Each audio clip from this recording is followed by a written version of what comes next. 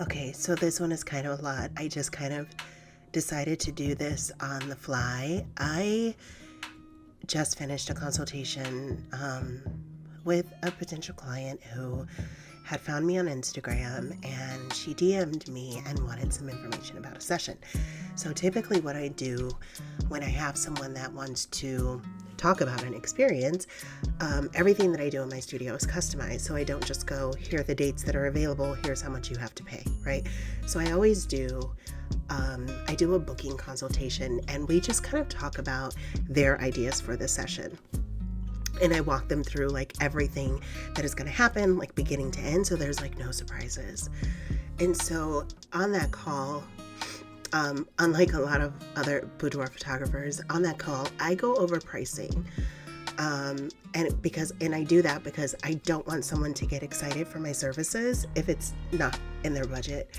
And a lot of photographers will say, you'll like the photos enough that you'll pay for them later. I don't do that. Like, I feel like that's really shysty.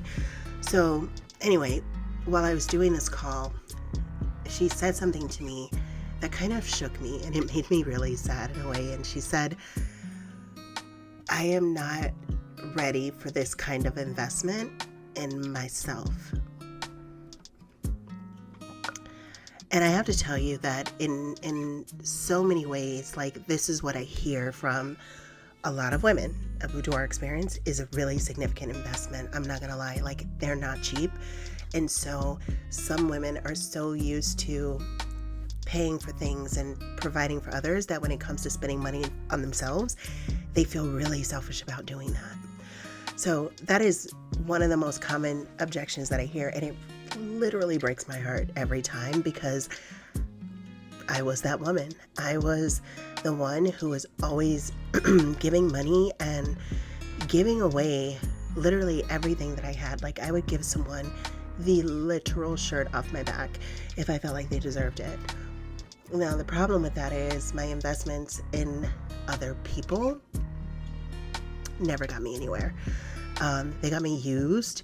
They had me feeling like shit for a really long time, but there was never anything reciprocated to me that I felt was worth that investment. The one thing that I invested in that I just keep getting a return on every single day is myself.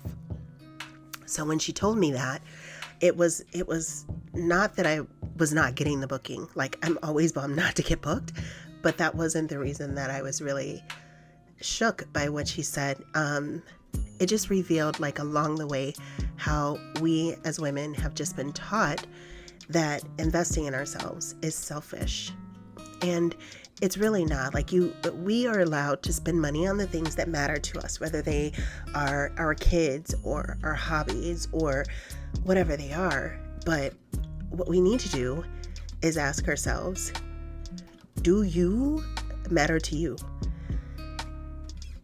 And I had to really ask myself that question when I was trying to figure out, why do I keep giving so much of myself to people who don't deserve it, or buying things that I don't even really need?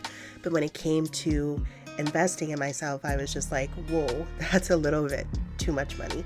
But if someone else had asked me for that same amount of money, I would give it to them. That was like bass backwards. But your worth isn't conditional.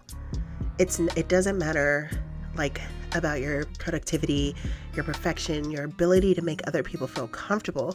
You are worthy of the investment because you're you, because you're yourself, because you've made the sacrifices, because you've given so much already. Why would you not want to celebrate you? Why would you not want to prioritize you? Because there may not be anybody else who's going to do it. And that, again, was another really valuable lesson that I had to learn, to just stop prioritizing everyone else and all of their needs and everything they're wanting being more important to me than what I wanted.